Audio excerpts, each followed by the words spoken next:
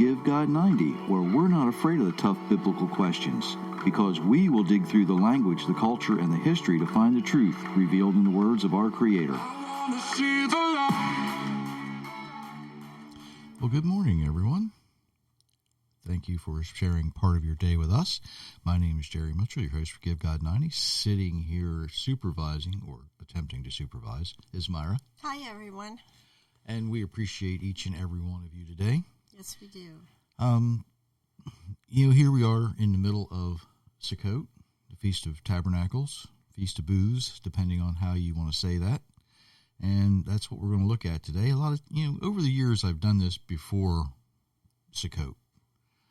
But I thought this year, since I'm going to look at it a little bit different, well, we'll just time it a little bit different when we do this.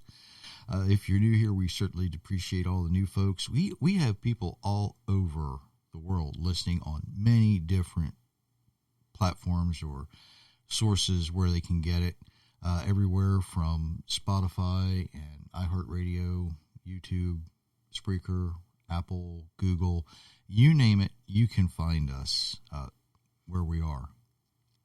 And it amazes me when I look at the statistics how spread out people are that hear us. So it's there. It's there. If you haven't looked at the website, check the website out. Folks are ordering books. We really like that. That's a big way that we help do what we do. If you like what you hear, chances are your friends, your family needs to hear it, and your enemies need to hear it as well. So don't be afraid of those share buttons. The notifications work really well if you don't want to miss what you're hearing, and don't forget to subscribe. That's a good part of it. If you want to leave us a comment, you can do so on any of those things. I will get notified and get back to you. Or we're all over social media as well. So just hunt us down and ask us questions. I learn as much from questions because when I answer, I have to go dig sometimes for some of these answers, and that's always a good thing, right? The good news is when I give you an answer, you will have scripture to go along with it, if that's what it requires.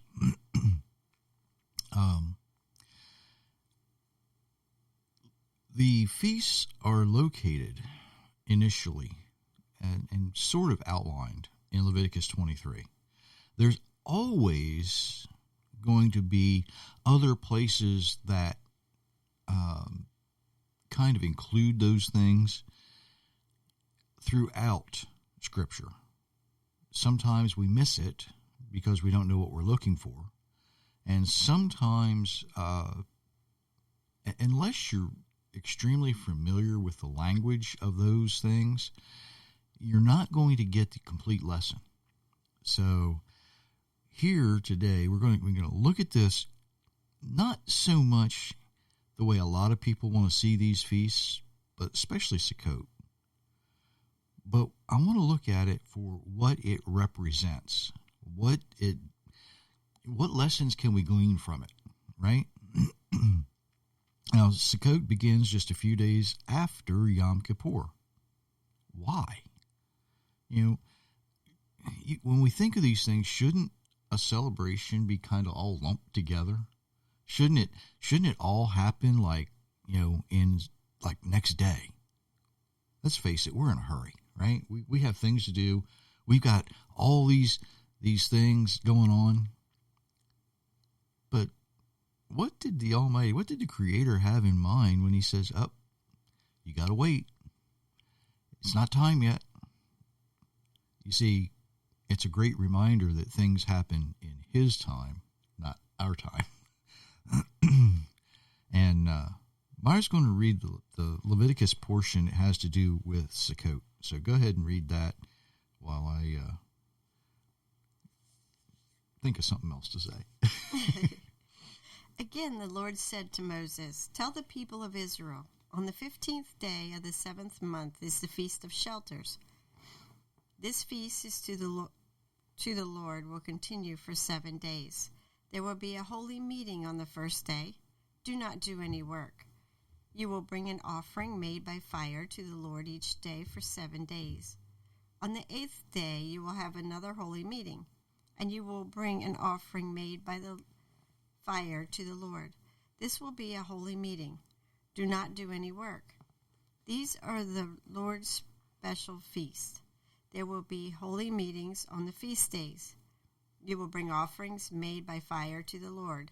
They will be whole burnt offerings, grain offerings, sacrifices, and drink offerings.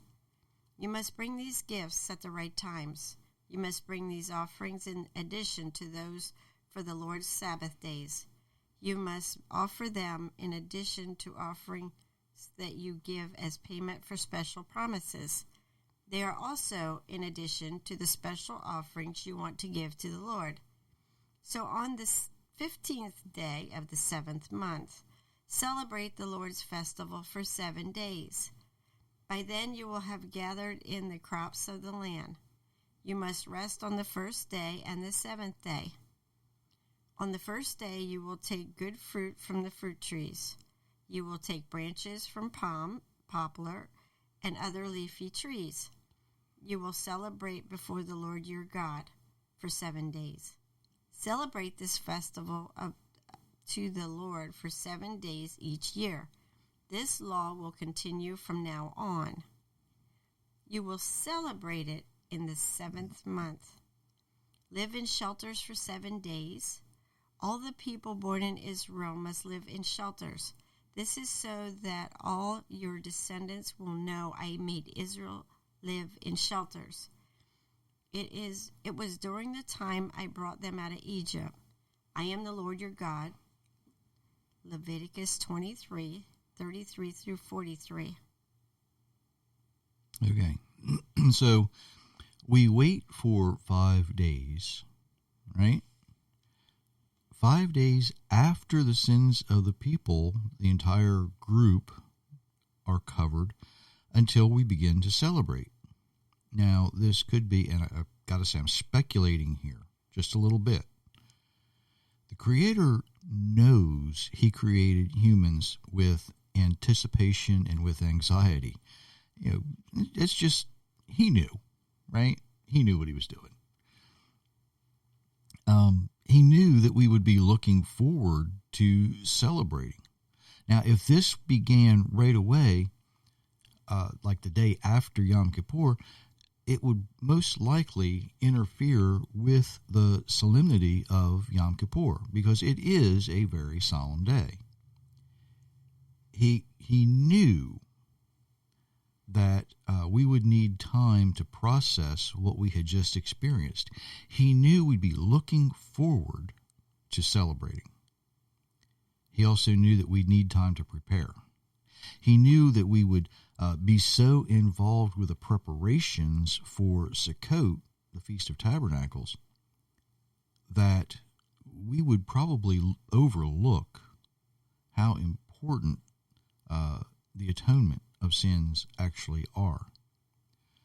But he also knew that if we would wait too long, we'd get complacent. We'd get too comfortable in our ways.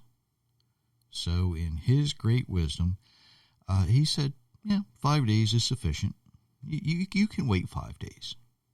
People, today, if you've ever watched somebody standing in front of a microwave, they're that impatient. But he said, no, you can wait 5 days. Now, this same 5 days that we wait between Yom Kippur and the beginning of Sukkot may also be a time in the future, as those who are called to the sea of fire and glass mourn for the people who are left on earth, who had to suffer under the woes of the angels who pour out the bowls of wrath, which are going to be completed on Yom Kippur. Now, that's in preparation for the marriage supper of the Lamb. That takes place at some point in the future. So what does Sukkot actually represent for us? Now, as Myra read that, it reminds us of the time that was spent in the desert when we left Egypt, right? That's what it actually commemorates. But what does that mean to us? Now, for the Messianic folks, we know that the birth of the Messiah takes place during Sukkot, not December 25th. It's, sorry to bust your bubble there, Christmas people, but it didn't happen in the middle or at the beginning of winter, at the winter solstice. Sukkot actually represents the millennial reign, when the reigning Messiah comes to rule with a rod of iron. 1,000 years, right? He gets to come, and if you look at the end of Isaiah, you can read all about that. It also points to a time when we live in the New Jerusalem. We look forward to going somewhere else, somewhere only this time. It's going to be permanent, but we look forward to it. We look forward to that celebration because Sukkot is the only feast we're actually instructed to be happy. And if you can't be happy in the New Jerusalem, I'm not sure where you're going to find happiness, right? But I want you to consider this now on a more personal or individual level. When someone realizes you can't keep going the way you're going, right? You can't live the way you've been living. Once we understand, we need the Creator, and we have to accept Him alone as our God. And I've said this before, when you've reached the point in your life when you have to look up to see the underneath of down, the underside of down, when you're that low, when you cry out to your Creator and you choose to become one of His, it takes a little bit of time to process what that decision entails. It's a serious decision. It's heavy, and for some people it's very radical. You are actually choosing to change your life, and that takes time to process. Now, for some people, it can happen right away, and I've seen that happen, and even when it does, they don't grasp exactly what that means. It takes them a few days to figure it out. It takes them it takes them time for that decision to actually sink in. If you've ever watched, a new couple when they're in love, right? And the guy finally asks the question, "Will you marry me?" Even when she says yes, and it's a happy, joyous, wonderful moment, right? And a couple of days later, she says, What have I getting myself into? Now the guy does too. All right, I'm going to be honest with you. You wonder. You start going, "Oh man, do I really want to do this?" It takes a few minutes to process. Even through the joy, even through the happiness, even through all of the great stuff that happens, it takes a little bit of time.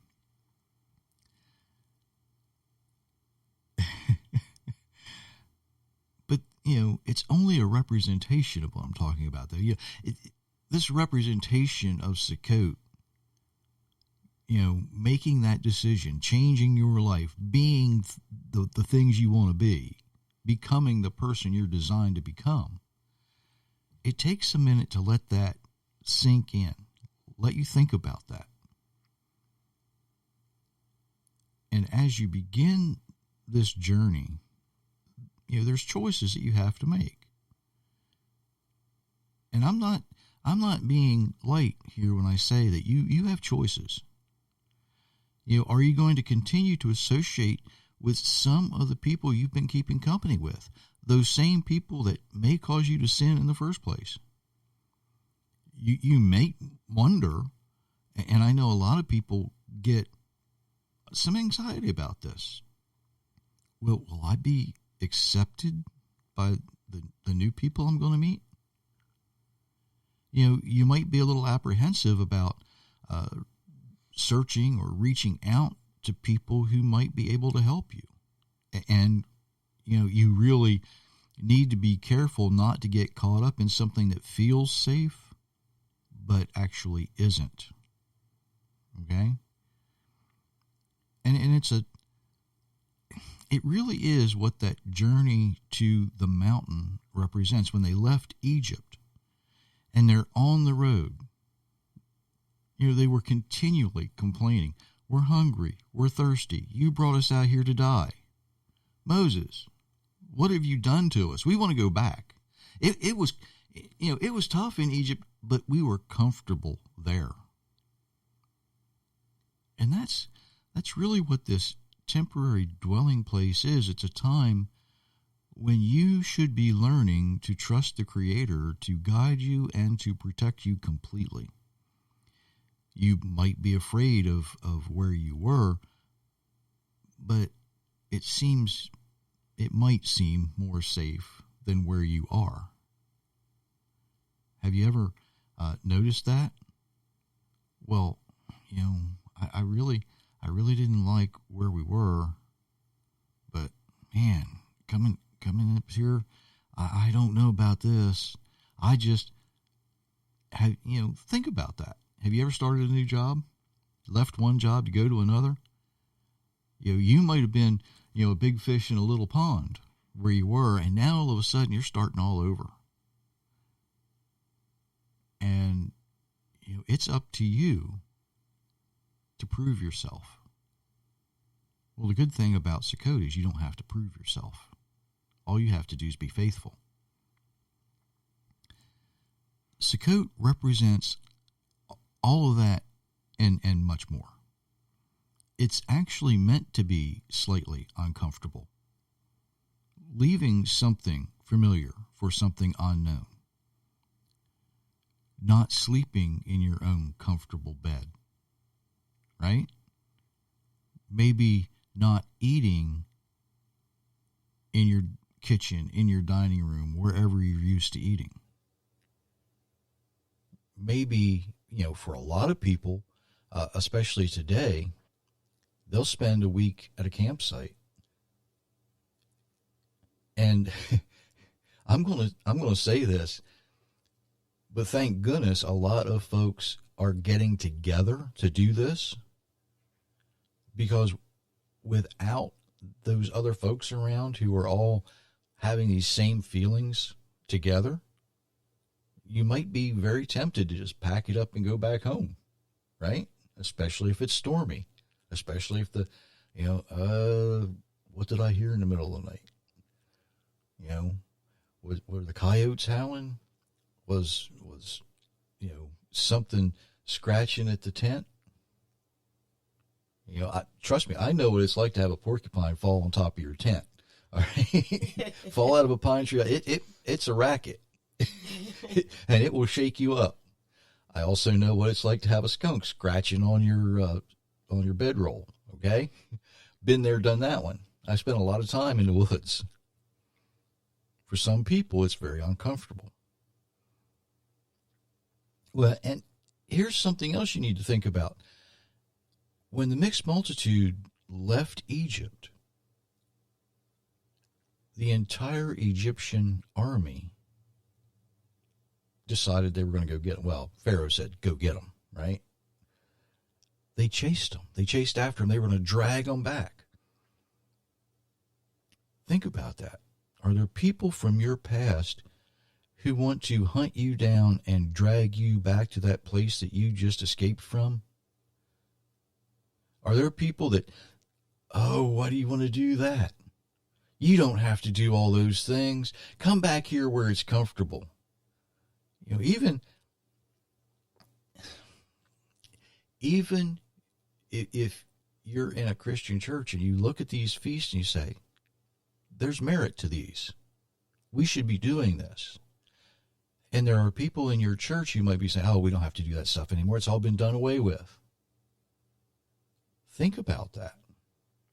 Are these people dragging you back and driving a wedge between you and your Creator? They might be wonderful, loving, caring people, but are they Are they wanting you to come back and join them in their sin? It's a temporary place. It's a very personal journey, but it doesn't have to be lonely. There's a lot of you out there. There's a lot of people out there who look at these feasts, and quite often it's their first invitation. It's their first taste of what it's like to begin to live the way you're designed to live. For many, many people, it's one of the first things they see. And most people don't actually begin with Sukkot. They actually begin with Passover because they understand there's something about this feast in the spring. They begin to see the mirrors. They begin to see those shadow pictures. Right? You know, it's not like, oh, well, now we got to do this. You can't just turn that light switch on and off. It's more like, have you ever lit a candle? You know, maybe you take a lighter or a match, and as that fire starts to grow in that candle wick, things become a little more illuminated. It's kind of like that. Once you begin looking at these feasts and understanding the relevance of them, the importance of them, and all of the things that they represent, most people want to learn more. Problem is, with some folks, they want to learn it all right now, and it takes time to understand them. The other thing is, just like the mixed multitude, not everybody who left Egypt was actually a direct descendant of Abraham, right? So these folks who weren't, but came, I don't want to say came along for the ride. They went along for the walk, right? Okay, these folks, they had to figure out which tribe, which families they needed to be associated with. They had to find their place to kind of fit in. They needed to know, well, which group am I the most able to associate with? And that's fair, right? You don't want to rush into anything. You don't need to run right out and join a church. Because, let's face it, you should be surrounded by a body of believers. And I'm not down in that at all. Not whatsoever.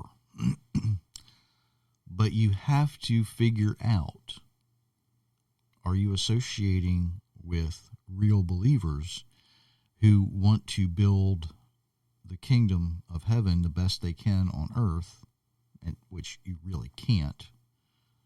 Sorry, you just can't. It's not our job, that's God's job.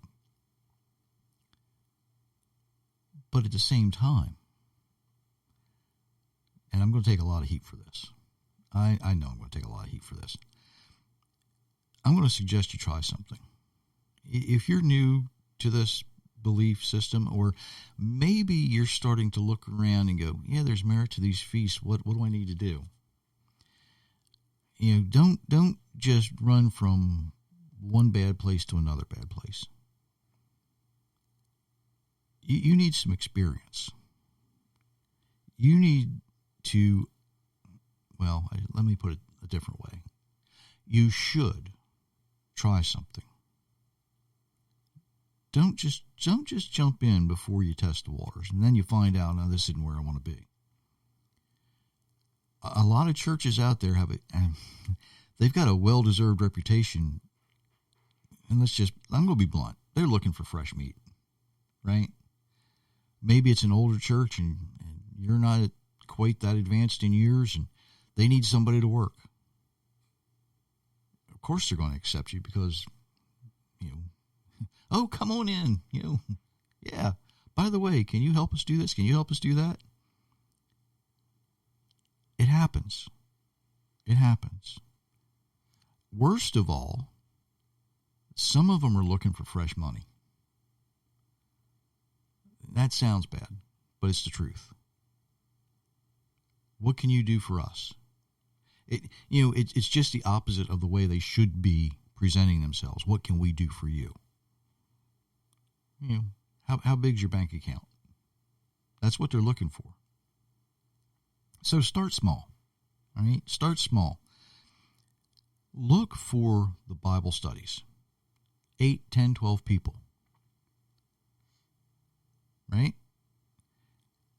Listen to what they have to say. Get a feel for their doctrines and traditions. And they've all got them. They've all got them. They can't help it. They've inherited the lives of their fathers. They've all got their doctrines. They've all got their traditions. So what you should be looking for, and key words, key words. Our doctrines are based on the Bible. That's interesting, isn't it? Why not just use the Bible? Why base your doctrines or your traditions on the Bible when you've already got the Bible? You don't need a new book. You just need to use the one that's already been written, right? Other keywords. Well, it's not specifically in the Bible, but we believe. Why would you believe something that's not in your Bible? Why would you do something that contradicts what's in the Bible? Your spirit, once you reach out to your Creator and it connects, is going to be your best guide. If something doesn't feel right, it's probably not. If something doesn't sound right, there's a reason you want to question it. Let the Almighty be your guide. I'm going to get some heat for this too. Avoid big churches. There's a reason they're big. People like to be entertained. People like to, well, the more people, we must be right. Not necessarily. Just because it's an extremely big crowd doesn't mean they're right. I can name a lot of pastors over the years who drew large crowds, but they weren't preaching what was in the Bible. They were preaching what they believed. A lot of pastors who did that.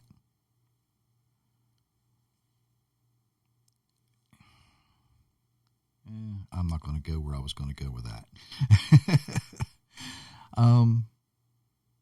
Wherever you go, if you don't hear the entire Bible, if they want to get stuck, either in the New Testament or in one book, might not be a good place. You need to hear it all, especially if you're new to this. You need to understand that the Bible is the greatest hyperlinked book in history. If we could cross-reference every verse to where it plugs in, you would be amazed at how many places, how many lessons are repeated over and over and over. If you only hear the message on tithing, giving, if you give to us, we can do this. I would, quite honestly, put my hand on my wallet and walk out. Seriously, pastors, you got to stop doing that. There are places of worship out there that will help. There are places of worship out there that are trying desperately to figure this out. There are places of worship out there that I now know listen to this and have changed some of the things that they've done. There are places out there that hear me and say that can't be right, and they've actually dug into their Bibles and figured it out. There are places out there. You just have to find them. Unfortunately, there's a lot of places out there that are willing to take advantage of you, too. You're on a journey. It's a temporary journey. It's a temporary journey that might seem like it takes forever. But remember how long it actually took that mixed multitude to get into the land? It was 40 years. 40 years that they they didn't really wander. They were led through the desert. That's really not accurate either. They were actually led through the wilderness. 40 years of temporary. And the Almighty's asking you for a week. A week. It's all He's asking you for. And a week should be sufficient for you to gain that trust. You know, when I wrote the